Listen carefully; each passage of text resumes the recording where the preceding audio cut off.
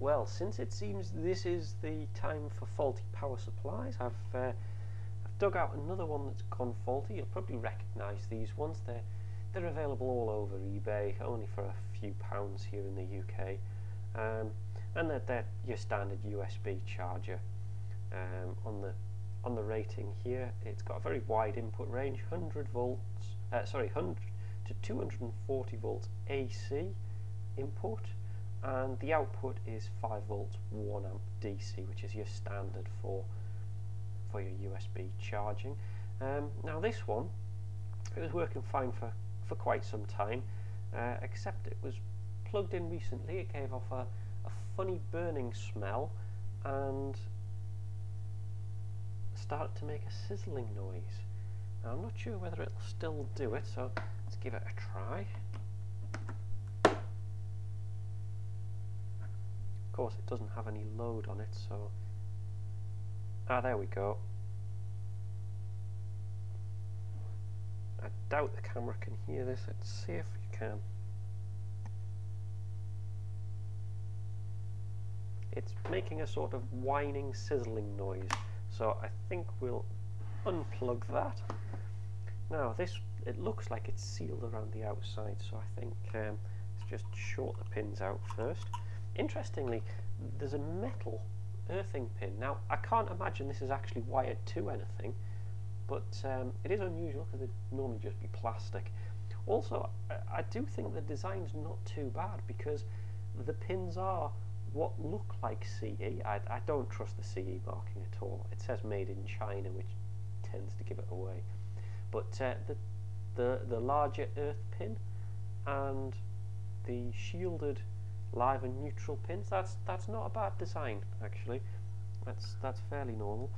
Now the trouble with these sort of casings are that they are well sealed, and it tends to involve gently prizing and hoping that you can find a way in. Now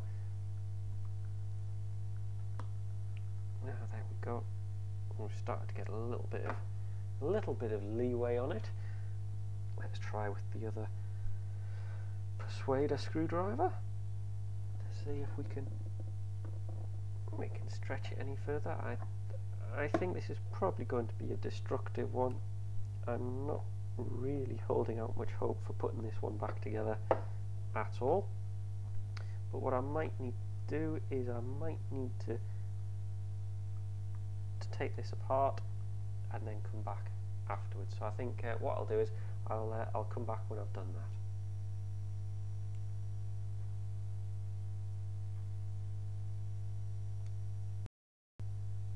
Right then, well, just before you saw me trying to get inside one of these. Now, as you can see from the chewed sides, this took quite a bit of getting into. I think it was glued all the way around, but it does also have little plastic clips inside clipping it shut too. Actually, yes, you can see the pink where it's kind of been plastic melted shut. So let's pop this open. Let's just pop the circuit board down. Now this is quite an interesting design, this, because there's no wires at all from the two mains prongs. What it seems to be is they come up to these two little metal contacts up at the top, which is a curious design. So I'm guessing underneath this plastic protection, yeah, there we go. So there's the tracks for the mains pins, and yes, as I guessed, the earth pin doesn't do anything at all. It doesn't even get fed into the body, which there's no real surprise there. So that means that the pins are held at the top of this little board and just pushed in and make contact underneath the board. So if we take this out, and if you just bear with me a moment, just again shorting the capacitors out to make sure there's no nasty shocks. So yes, so those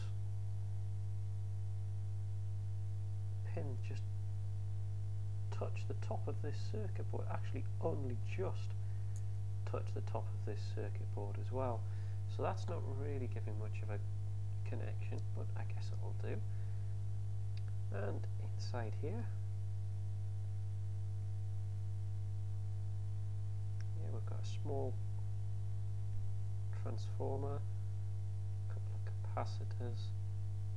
Now I'm going to guess under here is a resistor,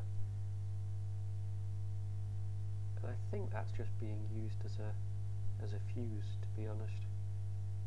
That'd be my guess. Now I can see a capacitor that's starting to bulge here, so I wonder if that's why it was starting to fail and buzz a little bit.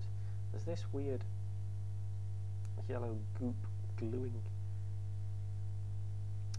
I think it's mainly gluing the transformer into place. And on the back we've got a few components here. Let's see if we can see what's on any of these. Yep, that's a MB10F, and yeah, I can't make out. Now this is an MB10F.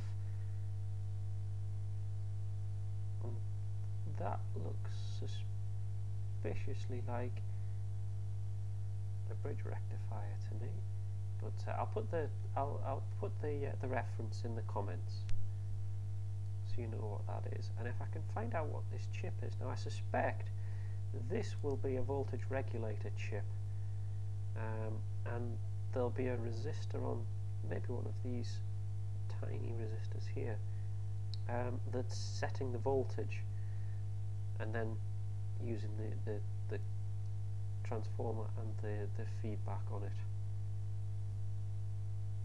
Yeah, so I think it's a fairly straightforward design.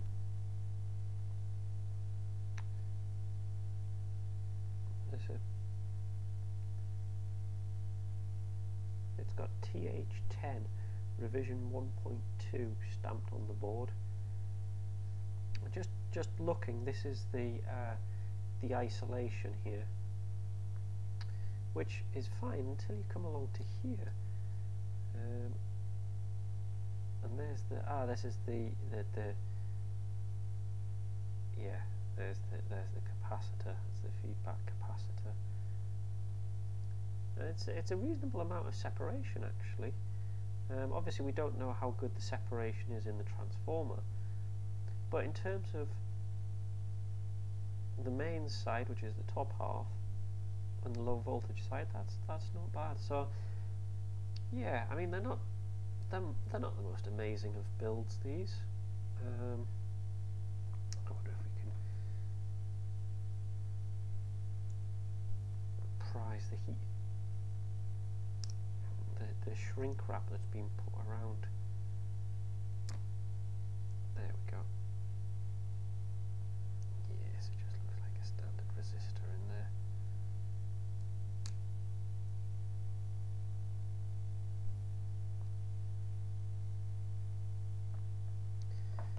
Yes, now I'm no good with resistor color codes, at least off the top of my head, so I've got a rather useful little app for my smartphone, resistor color code, and what we can do is we can put it into there and take a look. So it's 1, 2, 3, 4, 5, so it's a 5-band resistor: brown, black, black,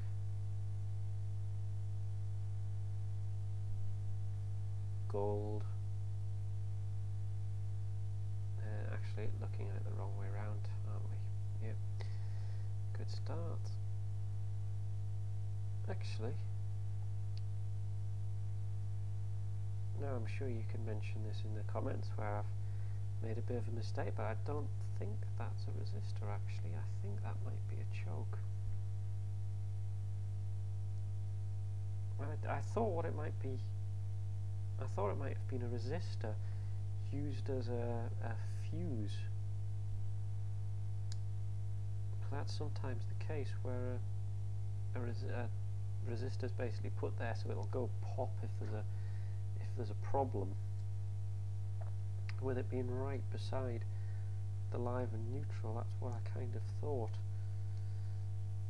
Let's just have a look and see where it actually connects. I'm not quite sure why it's got this heat shrink over it. Let's see, that's the live side.